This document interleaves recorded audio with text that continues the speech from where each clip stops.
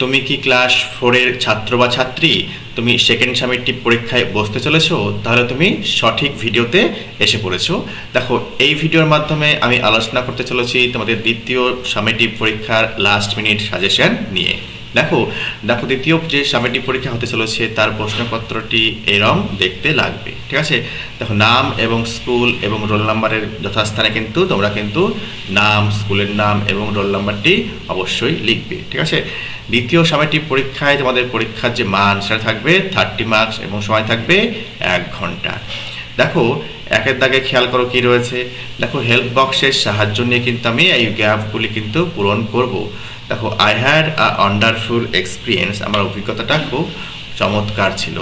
দেখো, 2 brothers were afraid to see the tiger, 2 ভাই কিন্তু বাঘকে দেখে ভয় পেয়ে গিয়েছিল। We use petrol and diesel as fuel for our cars, দেখো আমাদের গাড়ির জন্য আমরা পেট্রোল এবং ডিজেলকে জ্বালানি হিসেবে ব্যবহার করি।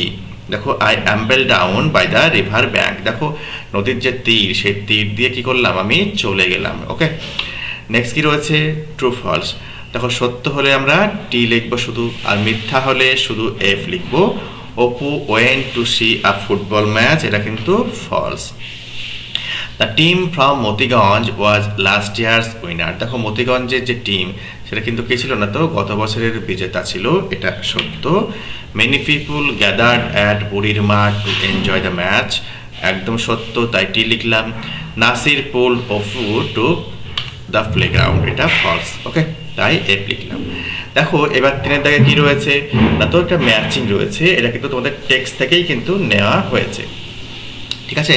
দেখো, ইন্ডিপেন্ডেন্স ডে, দেখো কয়েকদিন আগে আমরা কি করলাম, ইন্ডিপেন্ডেন্স ডে আমরা সেলিব্রেট করলাম, তাই তো 15 তারিখে, তাহলে কি হবে, এটা 15 হবে।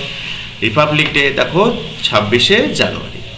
নেতাজির বার্থডে দেখো 23শে জানুয়ারি, আর গান্ধীর বার্থডে হচ্ছে 2 অক্টোবর, ঠিক আছে। দেখো কত ইজি, তাই না।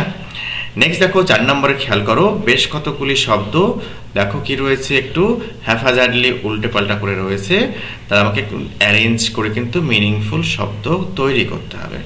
প্রথমটা কি হবে, কাজিন, ঠিক আছে, COUSIN। নেক্সট কি রয়েছে, দেখো মিরাকেল। নেক্সট রয়েছে দেখো প্রেস্টিজ। ওকে, 5 নম্বরে খেয়াল করো, which tree did Subal and মাদল সি ইন দ্য ফরেস্ট, কোন গাছ দেখেছিল, তো সুবল অ্যান্ড মাদল সব দেখেছিল, কি দেখেছিল, সুন্দরী, হেতাল এবং গরান trees in the forest. Okay, next বলছে দেখো, who were walking down the platform, দেখো প্ল্যাটফর্মের নিচে হেঁটে হেঁটে কারা গিয়েছিল, তো ঝিনুক এবং the fairy war walking down the platform.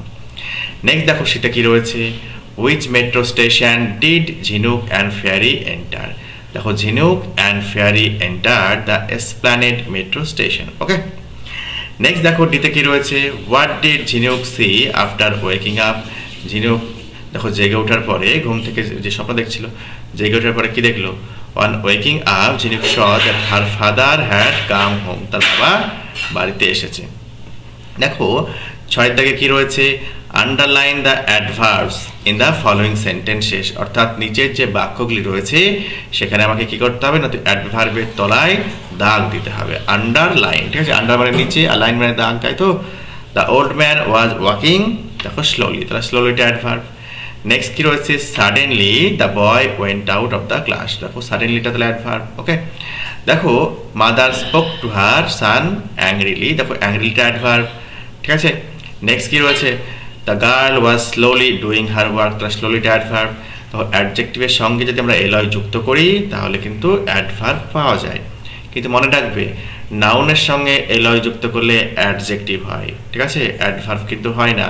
উদাহরণ টাইমলি, টাইমলিটা কিন্তু অ্যাডভার্ব নয়, টাইমলিটা হচ্ছে নাউন। ওকে, ওই জন্য আমাদেরকে ইন টাইম কথাটা সেন্টেন্সে প্রয়োগ করতে হয়, সময় মতো এই কথাটাকে বোঝাতে।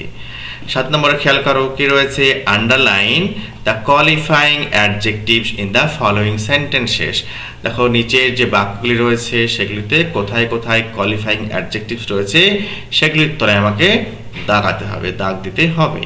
Today we enjoyed a tasty lunch, লাঞ্চটা কেমন ছিল, টেস্টি, ঠিক আছে। তার টেস্টিটা কোয়ালিফাইং অ্যাডজেক্টিভের মধ্যে পড়ে। আর মনে রাখবে অ্যাডজেক্টিভের আগে কিন্তু আর্টিকেল কিন্তু বসে। দেখো আর্টিকেল এ বসেছে, তাই তো। দেখো I saw an exciting match, তাহলে এক্সাইটিং কথাটা হচ্ছে কোয়ালিফাইং অ্যাডজেক্টিভ। কেমন ম্যাচ?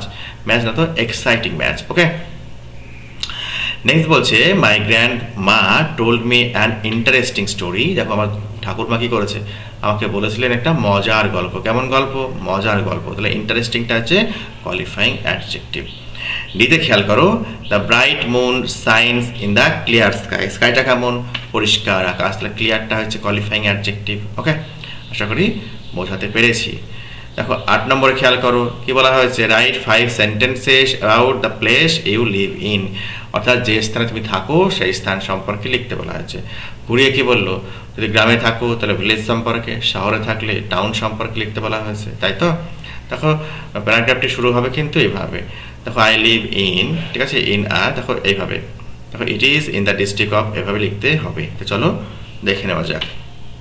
দেখো আই লিভ অ্যাট রুকানপুর, ঠিক আছে। দেখো রুকানপুর যেহেতু গ্রামের নাম তার জন্য কিন্তু অ্যাট কিন্তু দিয়েছি। তোমরা নিজের গ্রামের নাম কিন্তু এখানে দিবে। আমি একটা কাল্পনিক একটা নাম কিন্তু নিয়েছি, ঠিক আছে। উদাহরণস্বরূপ আই লিভ অ্যাট রুকানপুর, আমি রুকানপুরে থাকি।